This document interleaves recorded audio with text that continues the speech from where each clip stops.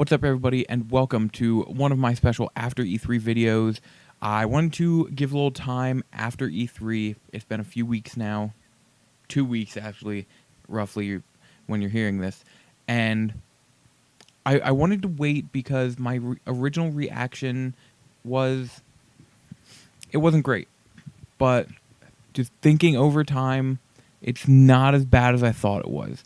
So, first up, we're going to talk about EA. So the first thing we saw was Madden 18. One big difference, they're putting a story mode in this, which is quite interesting. The other EA Sports games, which we'll get to later, FIFA and NBA Live, both have stories as well, so they're going full story mode on their games. I kind of like it. Gives you a little extra reason to play other than just normal franchise mode. Other than that, they just kind of teased it by showing some pictures of it running on the Xbox One X. Next up, we got some Battlefield 1 DLC. It's Battlefield 1 DLC. Looks fine. No big deal. Looks cool. After that, we had esports.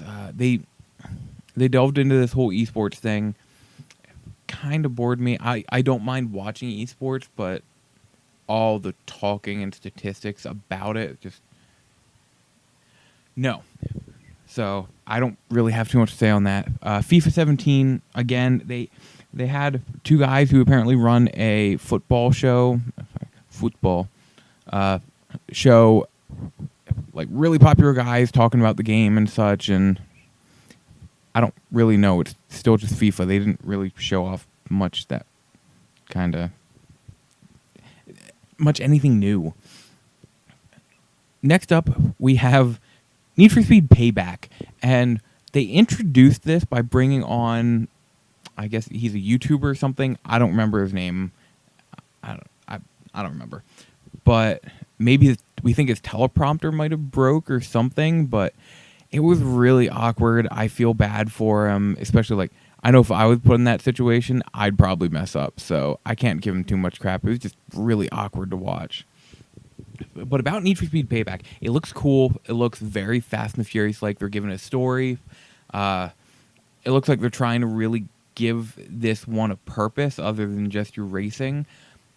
One thing I'm worried about in the 2 to 5 minutes we watched, I don't remember exactly, it was very cinematic and there wasn't a whole lot of racing going on. It would be like 30 seconds of racing, 30 seconds of cinematic, a minute of racing, 2 minutes of cinematic.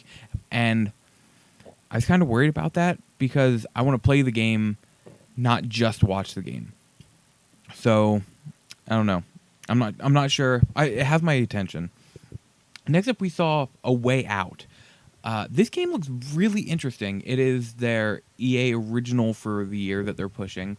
The originals are the littler titles, almost indie titles.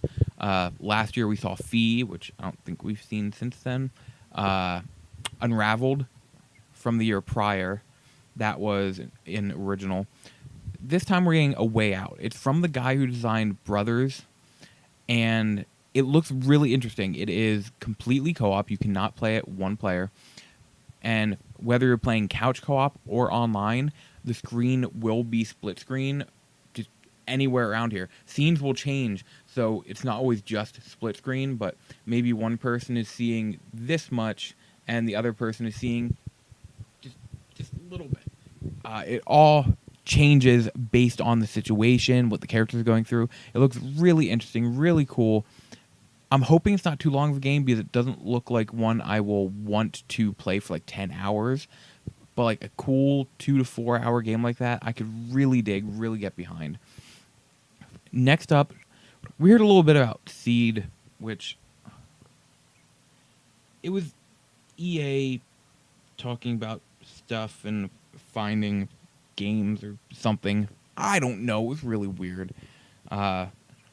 We got the Anthem teaser, which was, I want to say, about 30 seconds, maybe, something around there. It didn't really give us anything about the game. We'll talk more about Anthem coming up soon in another video. It looked cool from that.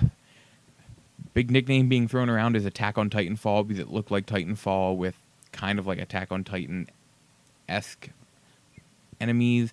They're not like Titans, but they're just big creatures. You're in a walled off city. It looks really interesting. Then we saw NBA Live 18. Again, it's one of those sports games. There's a campaign in it. It's not really much I can say. Not really much else they showed. There's like new dunk mechanics or something like that they said. I don't know. That was ended by this hardcore, intense stare down given by another guy. So that was actually kind of really funny. The last thing they talked about was Battlefront 2. This game we've known about. Super excited for. They should not have had so much of that. In their briefing, I don't know what they were classifying it as. I just call it a conference still. It makes sense. They showed half an hour of Battlefront 2. It was about an hour and 15 minutes long, and half an hour of it was Battlefront 2. We saw an entire match on Feed, which is from the first film, not 4, but you know which one I mean, Phantom Menace. And why did we have to see an entire match? They showed us a cool trailer with here's new stuff. Janina Gavankar came out, showed us a small trailer of the campaign. Like, here's what this is like. Here's the multiplayer. This looks super cool. Now we're going to show you an entire match that's like all YouTubers and stuff playing. And no, we didn't need to see that. I don't need to see the game. I just want to play it. That watching the game meant nothing to me. I just want to play it. Darth Maul looks badass. I'll give him that. Ray died like a bitch in that video, but whatever. It looks super cool. I don't want to see it anymore. I'm done with watching Battlefront 2. It's time to let me play it. That was everything from the EA conference. Overall, not bad. Wasn't great. Presentation-wise, it was pretty good. They got through the games, talked a little bit about certain ones that needed. It died at Battlefront 2. It peaked at that impossibly... I couldn't even reproduce that death stare. I'm going to see if I can find a picture of it to put, like, right now.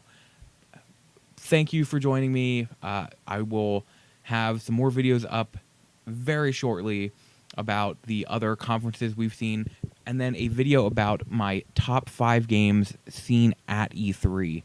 And I'm probably going to talk about a couple trailers, too, because there were some cool ones. Thanks for joining me. Retro and Modern Elijah here, signing out.